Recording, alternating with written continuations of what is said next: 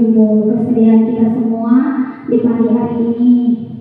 Kita boleh berkumpul bersama-sama di Aula SMA Negeri Tubuh guna untuk melaksanakan kegiatan kita hari ini, in-house training dengan penguatan kompetensi guru melalui deep learning, coding, dan artificial intelligence.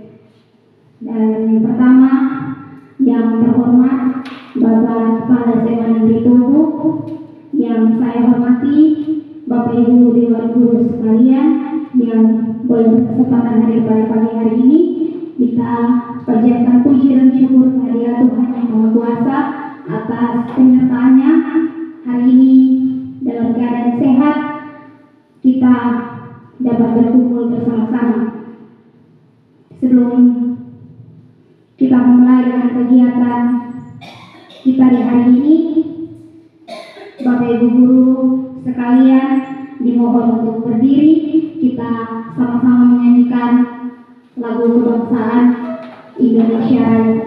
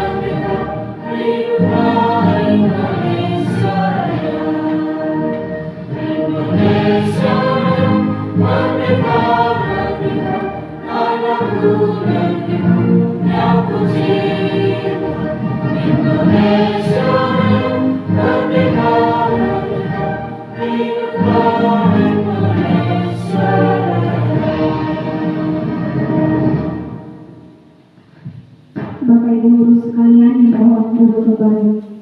Agustus 26 Agustus dan 29 Agustus tahun 2025 segera dimulai dan kita akan masuk ke kegiatan yang pertama yang akan diawali oleh sambutan yang akan disampaikan oleh Bapak Kepala SMA Negeri Tubuh kepada Bapak Kepala Sekolah. Waktu disilakan.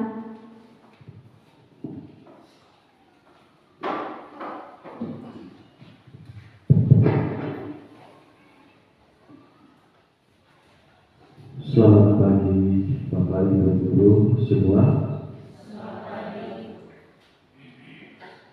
Yang pertama kita panjatkan puji dan syukur kehadiran Tuhan yang Maha Kuasa. Oleh karena begitu besar kasih dan anugerahnya, di pagi ini kita boleh bertemu kembali di hari yang baru ini dalam pekan ini dalam suasana sehat walafiat dan sukacita. Yang berikut terima kasih saya sampaikan kepada Bapak Ibu guru semua boleh hadir tepat waktu pada pagi ini dengan maksud dan tujuan sesuai dengan jadwal yang telah ditetapkan oleh panitia, bahwa pada pagi ini kita akan memulai dengan kegiatan IHD dengan beberapa tema. Yang pertama yaitu coding dan kecerdasan artifisial. Itu yang pertama. Lalu yang kedua adalah pembelajaran mental, dan mungkin bukan hanya itu saja nanti, tetapi ada beberapa materi tambahan nanti sesuai dengan apa yang telah dipersiapkan oleh pemateri, yang tidak lain adalah teman dari Bapak Ibu guru semua, yaitu Ibu Wakil Kepala Sekolah bidang kurikulum. Beberapa hari yang lalu Ibu sudah mengikuti kegiatan di Kupang, dan juga kemarin 1 hari di sore. Ada beberapa materi yang sudah didapatkan. Karena itu nanti selain pembelajaran mendalam juga termasuk kurikuler dan juga muatan lokal.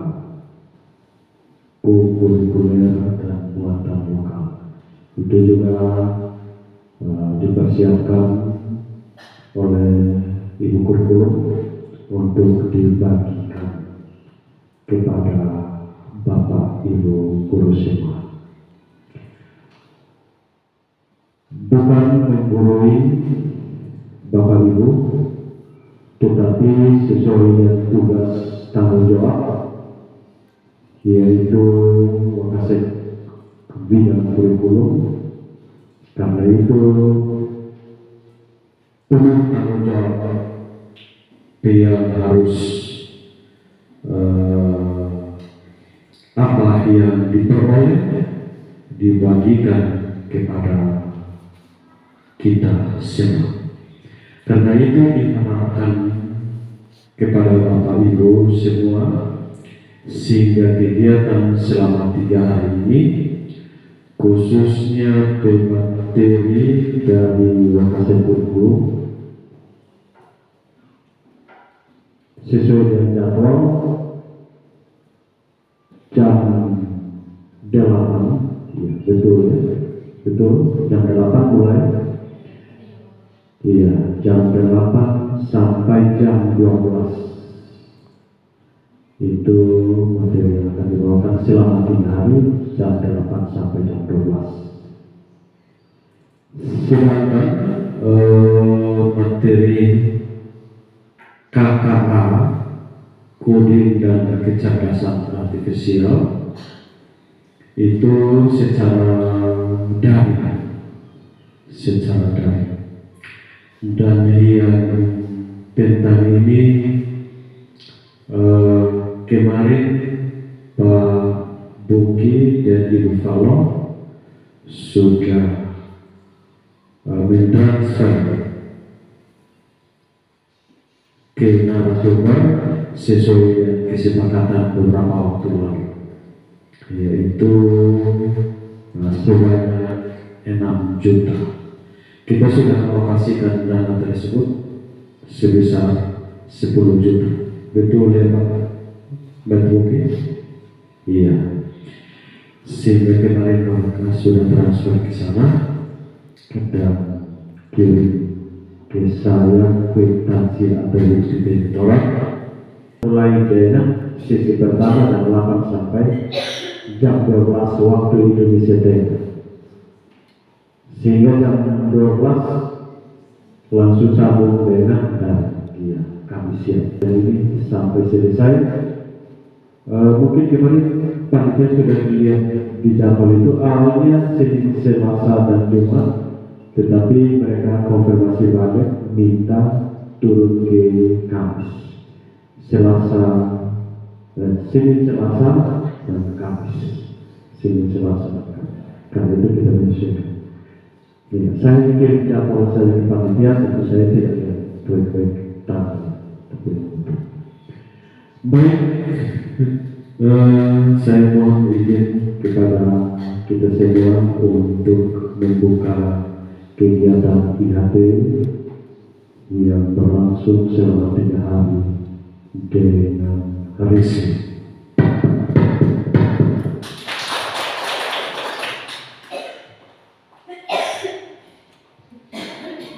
Terima kasih kepada Bapak Kepala SMA Negeri Tobu yang telah memberikan sambutan sekaligus membuka secara resmi kegiatan IHT selama 3 hari.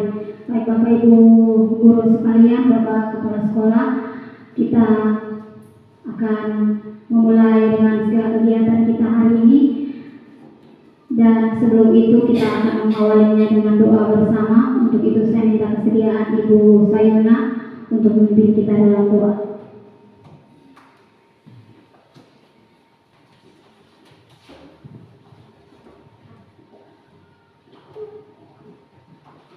Baik Bapak Kepala Sekolah dan Bapak Ibu Guru, sebelum kita memulai dengan kegiatan kita, maka mari kita berdoa.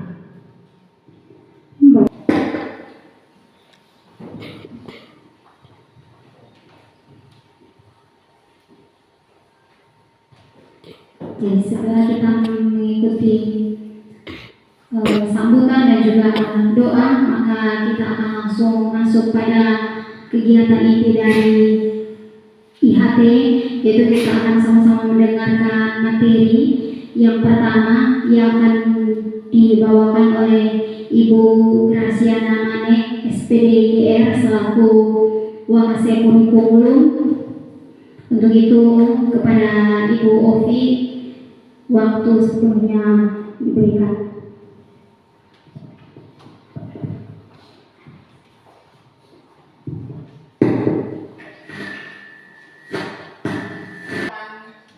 Berbagi sedikit apa yang sudah saya dapatkan untuk beberapa hari yang lalu.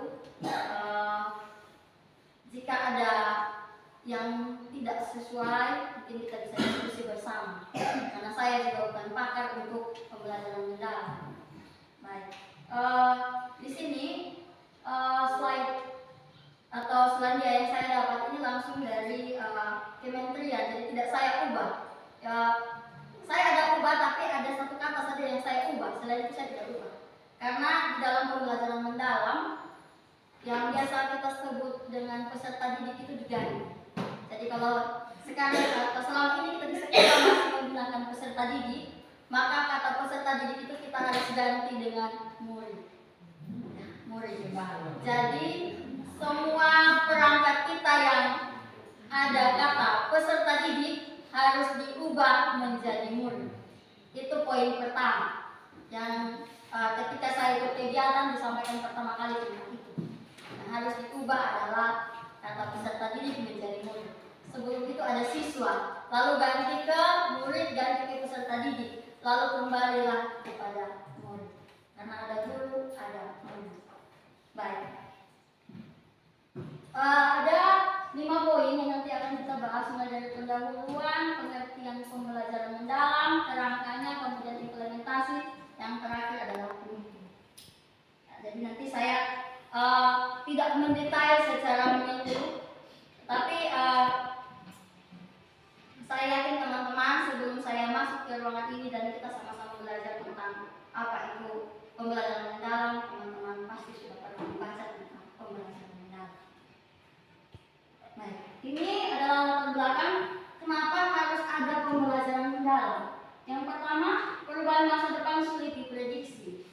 Nah, jadi perubahan masa depan itu tidak serta-merta kita sudah langsung tahu kemana arahnya kita. Atau misalkan kita bawa kendaraan, kita tidak akan tahu di depan ini ada apa, ada pohon tumbang kok, ada jalan yang berlubang kok, ada batu kerikil dan lain sebagainya. Kita tidak pernah tahu sampai ke sana. Kecuali kita mau melewati jalan tersebut. Kalau kita hanya berpikir saja, tidak bisa. Sama juga dengan pembelajaran mendalam. Yang berikut, permasalahan untuk pendidikan. Di sini ada literasi, numerasi, keterampilan berpikir tingkat tinggi, dan ketimpangan pendidikan. Eh, ini yang saya dapat kemarin dari Pak Muhammad yang sosialisasi tentang PM, mengatakan bahwa kita TTS adalah 3 terbawah, ya, salah satu dari 3 terbawah kabupaten yang tingkat pendidikannya paling rendah di Indonesia. Dan disampaikan bahwa ternyata bukan masalah anak tidak mau bersekolah, tetapi karena pendidikan itu, ya, pendidikan itu tidak merata di semua wilayah. Jadi kalau yang berikut, orang tua juga tidak membiarkan anaknya bersekolah jauh, dan sekolah-sekolah yang muridnya tinggal sedikit otomatis ditutup oleh pemerintah. Sehingga kita TTS termasuk dalam kategori 3 terbawah dengan pendidikan terendah di Indonesia. Itu yang disampaikan oleh Pak Muhammad. Yang berikut untuk yang ketiga, bonus demografi tahun 2020, tahun 2035 dan visi Indonesia 2045. Saya yakin teman-teman sudah tahu apa visi Indonesia di 2045. Ada generasi emas. Ya, kita sudah memikirkan untuk 100 tahun kita akan Indonesia ini, anak-anak Indonesia ini akan menjadi generasi emas kita. Tetapi kalau dilihat dengan kita sistem pendidikan bukan hanya menyangkut bagaimana kita di sekolah, bagaimana kondisi kita di sekolah, baik itu sarana prasarana kita Bapak Ibu guru, tetapi juga peserta didik itu sendiri. Saya kasih contoh, anak-anak kalau misalkan dia mendengar tentang sebuah berita yang lagi viral atau sebuah lagu yang lagi tren, gerak-geriknya pasti mereka hafal. Dalam waktu 10 menit mereka bisa hafal. Tetapi kalau materi yang kita ajarkan 10 menit kemudian mereka akan lupa. Mereka akan lupa.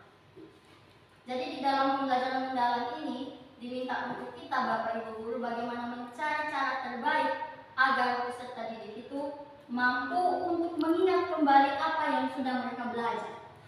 Kemarin disampaikan oleh Bapak Muhammad, kalau guru yang sistemnya seperti ini, masuk kelas berdiri di depan lalu, siap sudah, itu harus ditinggalkan. Harus ditinggalkan. Bila perlu kita yang menyapa peserta didik. Kita yang menyapa peserta didik, bukan kita jadi diktator ketika masuk di dalam kelas, bukan kita punya buku berdiri di depan. Itu harus siap sudah. Itu harus ditinggalkan.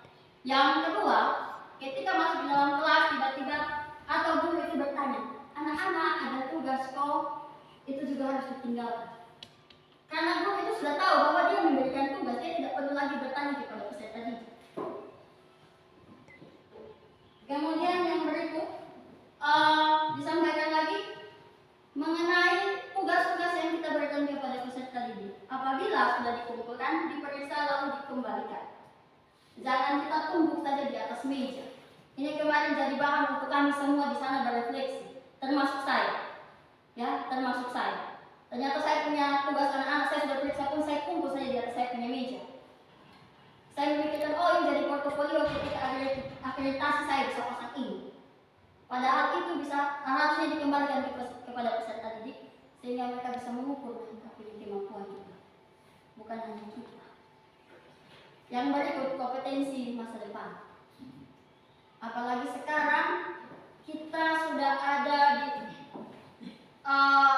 teknologi 4.0 yang sudah masuk ke teknologi 5.0. Anak-anak itu sudah lebih pandai untuk teknologi atau digital daripada kita. Karena itu kita sebagai Bapak Ibu guru juga jangan menutup diri untuk harus belajar. Ini ada hasil dari PISA. Ini sebuah organisasi internasional yang mengukur tentang literasi dan numerasi. Literasi dan numerasi di semua pendidikan di seluruh dunia, bukan hanya di Indonesia.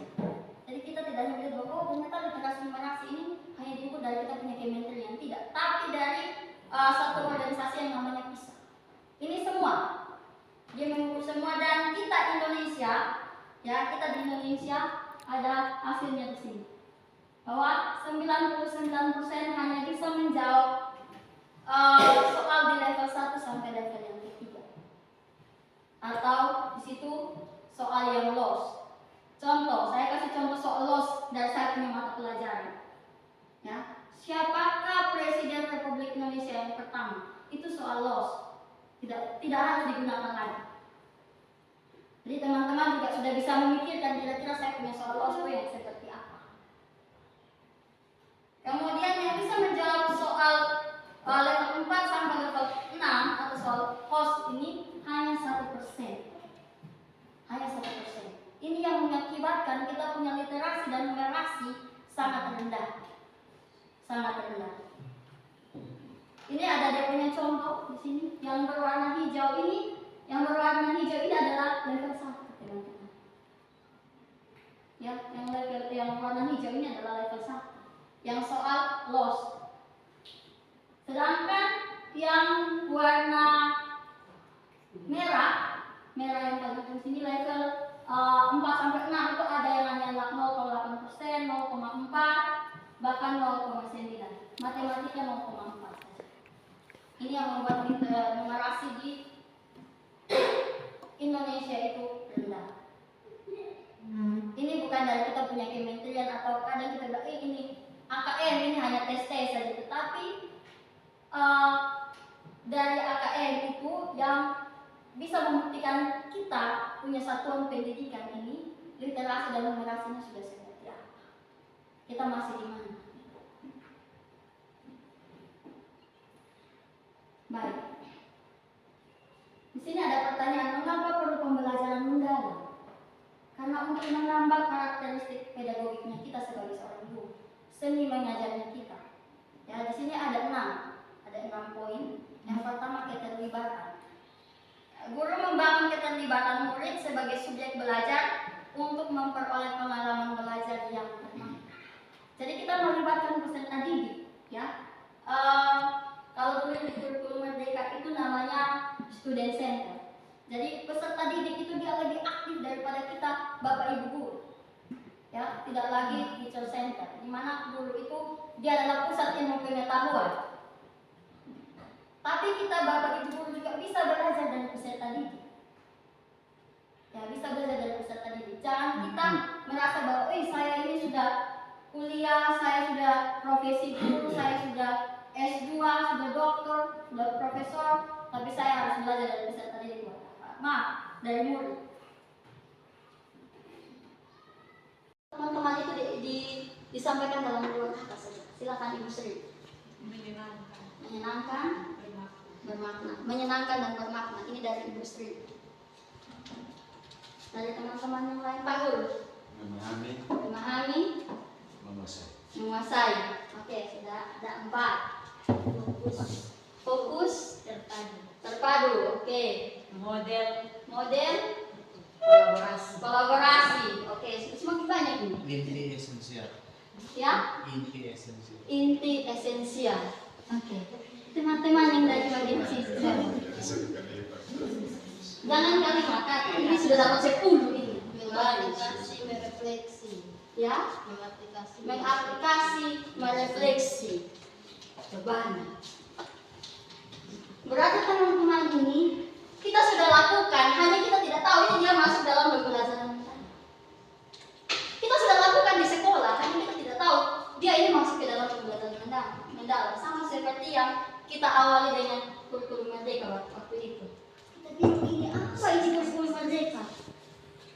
Kita baru dengar kata kurikulum Merdeka, ini terus bingung. Kita dengar kata deep learning, ini bahasa Inggris lagi. Yang kurikulum Merdeka bahasa Inggris saja kali bingung-bingung apa itu deep learning. Bahasa Inggris.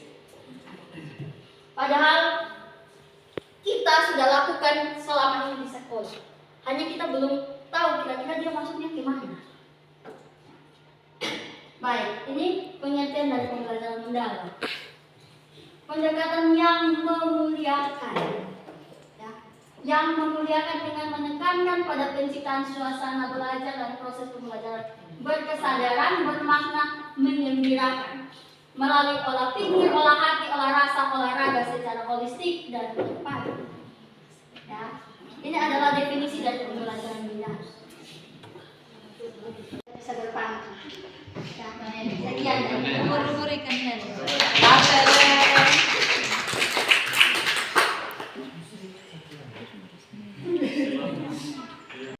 Baik, selamat siang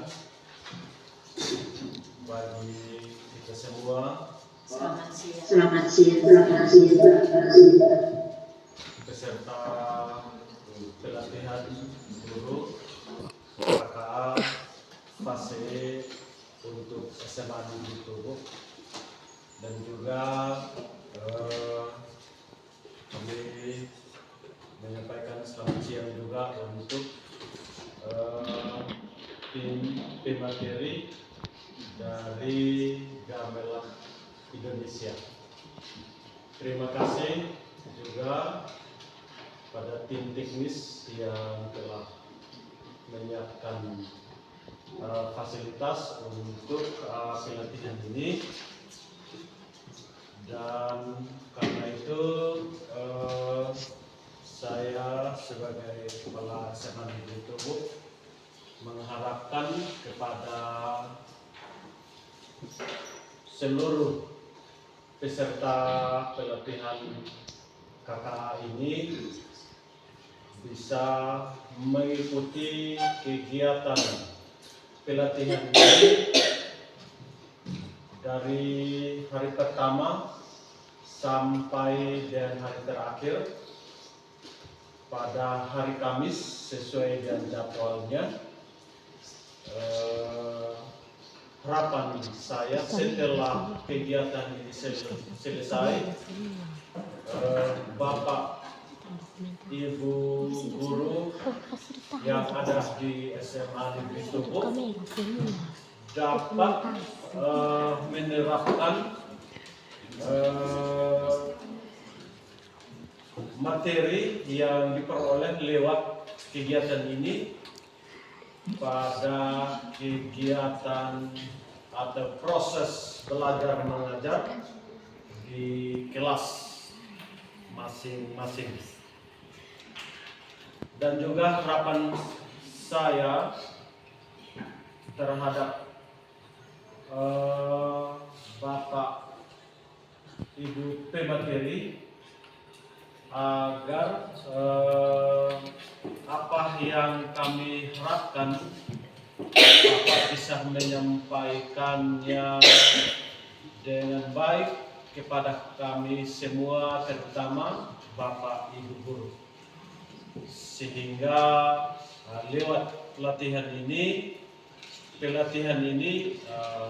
Bapak Ibu guru dapat memanfaatkannya untuk kegiatan proses belajar mengajar di kelas. Dan karena itu saya tidak memperpanjang kata lagi, tetapi atas nama kita semua yang hadir pada Zoom ini, saya membuka kegiatan pelatihan KKA lewat Zoom secara resmi.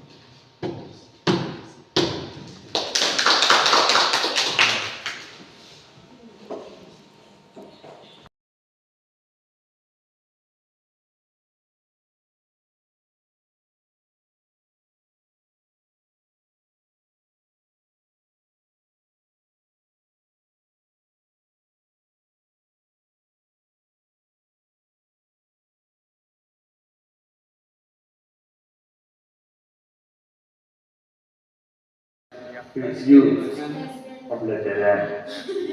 Oke, anak-anak nanti sudah diberikan itu. Saya rasa kalau tadi infonya anak-anak boleh menggunakan smartphone, boleh menggunakan iPad, boleh menggunakan laptop.